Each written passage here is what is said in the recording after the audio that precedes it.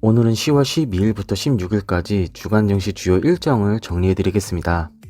주말간 이 영상을 보시고 다음 주 시장을 미리 준비하시길 바랍니다. 10월 12일 월요일은 미국에서 연방 대법관 지명자 청문회가 진행됩니다. 트럼프 대통령은 별세한 루스베이더 긴즈버그 대법관의 후임으로 코니 베럿 제7 연방고법 판사를 지명했는데요. 코니 베럿이 청문회를 통과 후 인준되면 미국 대법관은 보수 진영 6명, 진보 진영 3명으로 보수 진영에서 절대적인 우위를 점하게 됩니다. 대법관 지명이 중요한 이유 중 하나는 미국 대선을 앞두고 우편투표와 관련된 대선 노이즈가 있는 상황에서 대법관의 판단이 중요해질 수 있기 때문입니다. 10월 13일 화요일은 우리나라에서 마스크 의무화가 진행되며 11월 13일까지는 계도 기간을 거치게 됩니다. 마스크 의무화에 따라 대중교통이나 공동시설에서 마스크를 착용하지 않을 경우 10만원의 과태료가 부과됩니다. 같은 날 미국 애플에서 스마트폰 신작인 아이폰 12를 공개할 예정입니다. 이날 공개될 아이폰 12는 10월 23일에 1차 출시국이 발표될 가능성이 높은 것으로 알려져 있습니다. 아이폰 12의 판매량에 따라 관련 통신 및 아이폰에 납품되는 디스플레이 등 관련 종목 주가에 영향이 있을 수 있습니다. 그리고 미국 아마존에서 프라임 서비스를 이용하는 회원을 대상으로 진행하는 프라임데이 할인 행사를 여는데요.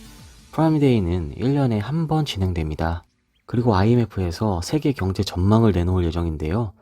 IMF에서 매년 4월과 10월 세계 경제 전망을 발표하고 1월과 7월에 주요국 중심으로 성장 전망치 수정 보고서를 발표합니다. 이날 발표되는 세계 경제 전망치에 따라 코로나19로 인한 각국의 경제 전망에 대해 알아볼 수 있습니다. 10월 14일 수요일에는 한국은행에서 통화정책 방향을 결정하는 금융통화위원회가 열립니다. 한국은행은 올해 5월 기준금리를 0.5%까지 내렸으며 7, 8월 금통위에서 기준금리를 모두 동결했습니다. 현재 기준금리가 실효 하한에 가까운 수준으로 내려왔고 금융 안정에 대한 금통위원들의 우려도 상당하다는 점에서 이번에 진행되는 금통위에서도 기준금리가 동결될 것이라는 관측이 우세한 것으로 알려져 있습니다. 금리는 주식시장에 큰 영향을 미치는 요소이니 참고하시길 바랍니다. 같은 날 현대차에서 글로벌 수소 전기트럭 로드맵을 발표하는데요.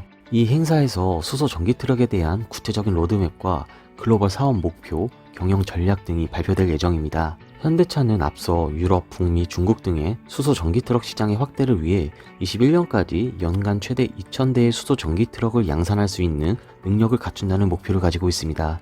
유럽에서는 스위스의 성공적인 진출을 통해 유럽 전역으로 확대할 예정이며 2030년까지 25,000대 수준의 수소 전기트럭을 공급하는 게 목표입니다. 또한 현대차는 수소 전기트럭의 기술 개발을 통해 1회 충전 시 주행거리가 1000km 이상의 장거리용 수소 전기트럭도 선보일 계획을 가지고 있습니다.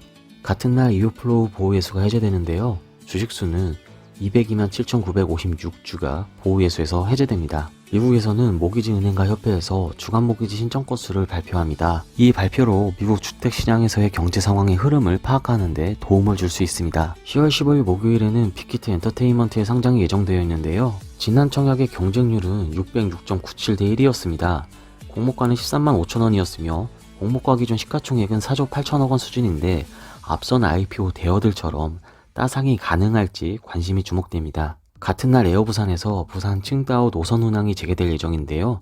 이는 233일 만의 재개이며 주 1회 운항될 예정입니다. 또한 LG전자에서 전략 스마트폰 윙을 미국에 출시하는데요. 미국의 최대 이동통신사인 버라이즌을 시작으로 선보일 예정입니다. 이번 윙을 통해 LG전자가 스마트폰 부분에서 이번에는 도약할 수 있을지 지켜봐야겠습니다. 이날 미국에서는 2차 대선 토론회가 진행될 예정이었으나 두 후보 간 입장 차이로 인해 취소되었고 22일에 마지막 토론은 진행될 것이라고 밝혔습니다.